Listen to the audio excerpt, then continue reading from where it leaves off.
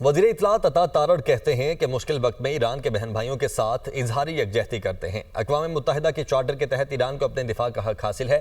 پاکستان خطے میں امن کا فروغ چاہتا ہے۔ دنیا خطے میں امن کے لیے پاکستان کے کردار کا اعتراف کرتی ہے۔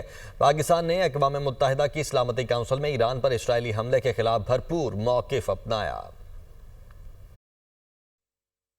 پاکستان نے وہاں پہ ایران کا دفاع کیا اقوام متحدہ کی سیکیورٹی کونسل میں، اور یہ کہا کہ ہم نہ صرف مذمت کرتے ہیں جو انجسٹیفائیڈ، انلیجٹمیٹ اور انپرووکڈ اٹیک ہے اسرائیل کا ایران کے اوپر، بلکہ ہم اپنے ایران کے بہن بھائیوں کے ساتھ اظہار یکجہتی بھی کرتے ہیں اور ان کے غم میں برابر کے شریک بھی ہیں۔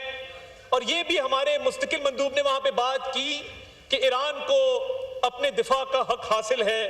اس خطے میں امن قائم کرنے کے لیے جو پاکستان کا کردار ہے، دنیا اس کو مانتی بھی ہے اور جانتی بھی ہے۔ اس مشکل وقت میں پاکستانی قوم کے جذبات کی بہت اچھی نمائندگی اقوام متحدہ میں بھی کی گئی اور پاکستان کی طرف سے جو سٹیٹمنٹس ہیں اس پر بھی کی گئی۔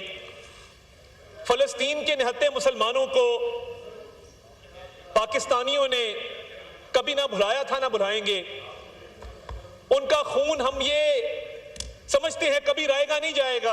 فلسطین کا کاز ایک ایسا کاز ہے جو ہمارے دلوں کے بہت قریب ہے، اور پاکستان نے ہر موقع پر فلسطینی عوام کے اوپر ڈھائے جانے والے مظالم کی نہ صرف مذمت کی ہے، فلسطینیوں کے لیے، غزہ کے نہتے مسلمانوں کے لیے جو آواز اٹھائی وہ پوری قوم کی منگوں کی ترجمانی کرتی ہے۔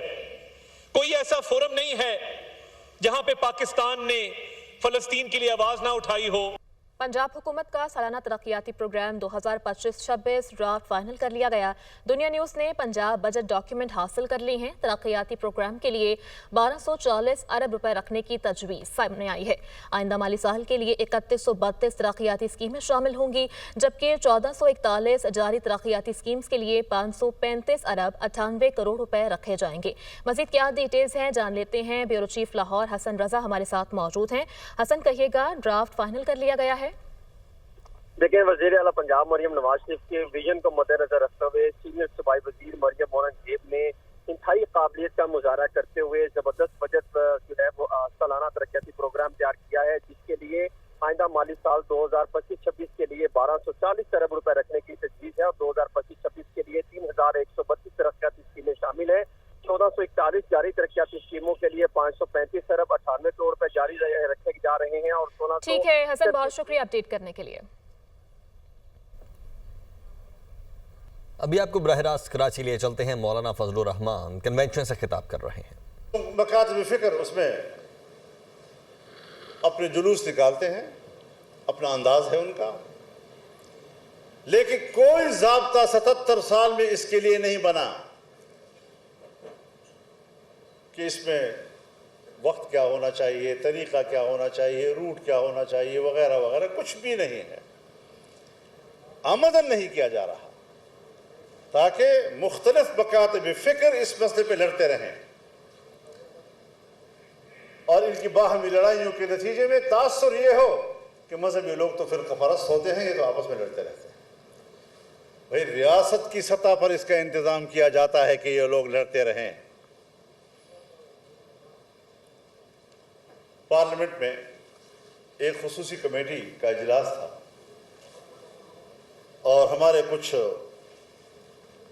سیاسی رہنماؤں نے کہا کہ آئین سے مذہب کو نکالو، سیاست و مذہب کا تعلق، ریاست اور مذہب کا تعلق اسی لیے تباہی مچائی ہوئی۔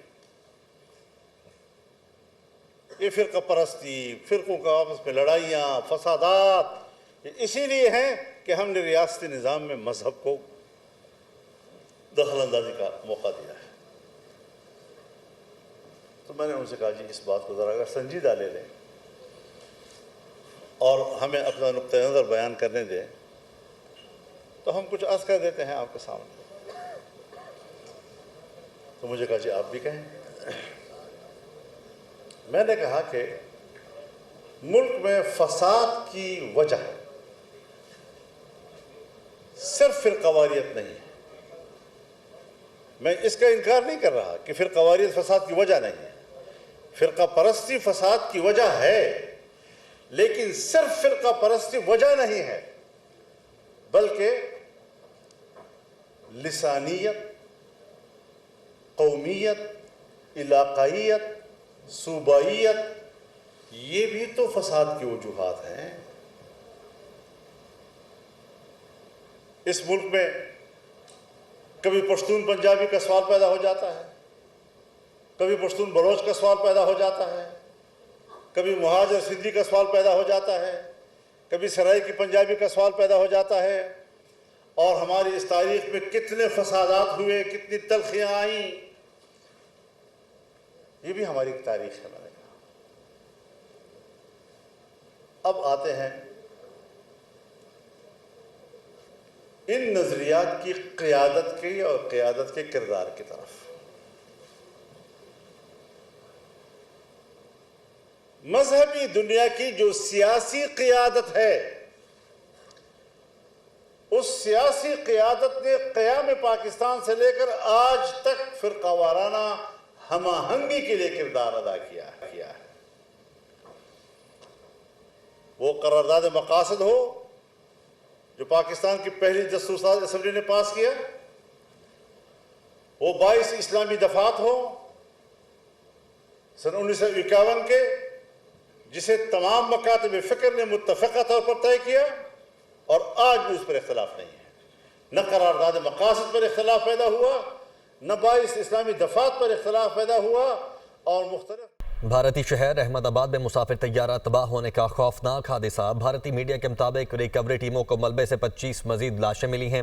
हलाकतों की तादाद 279 हो गई। हलाकतों में मजीद इजाफे का खदशा है। दर्जनों जख्मी तशवीशनाक हालत में हॉस्पिटल में अभी भी ज़ेर इलाज हैं। लंदन जाने वाला बोइंग 787 टेक ऑफ के चंद मिनट बाद अहमदाबाद में मेडिकल हॉस्टल के ऊपर गिर कर तबाह हो गया था।